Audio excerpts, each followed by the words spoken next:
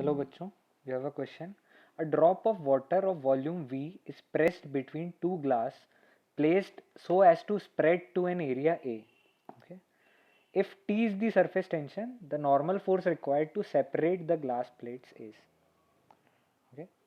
तो हमारे पास एक वाटर ड्रॉप है जो दो ग्लास के बीच में प्रेस्ड है.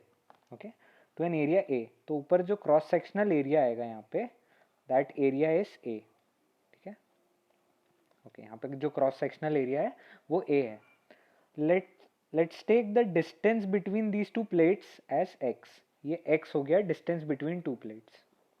ओके, टी हमको सरफेस टेंशन गिवन है, हमको नॉर्मल फोर्स कैलकुलेट करनी है जिससे ग्लास प्लेट सेपरेट हो पाए. ओके, सो हमको पता है कि प्रेशर डिफरेंस जो इस केस में होगा, pressure difference, this is T by R. Okay, ये हमारा प्रेशर डिफरेंस होगा. अगर हम इस फिगर से देखें तो ये जो x है, x will be the diameter of this. तो डायमीटर अगर x हुआ तो r will be x by 2.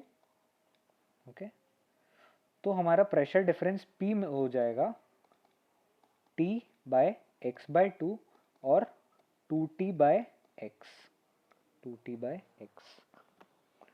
Okay, now the force required, normal force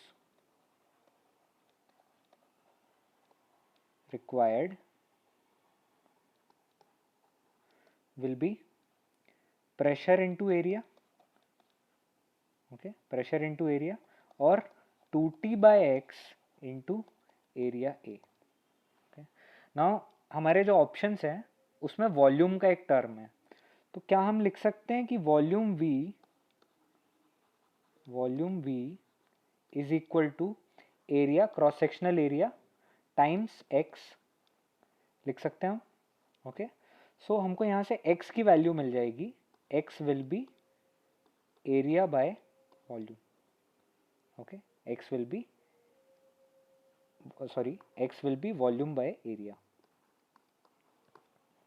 इस x की वैल्यू को हम यहाँ इक्वेशन में पुट कर सकते हैं and will get the normal force F as F is equal to 2T into area divided by V by A.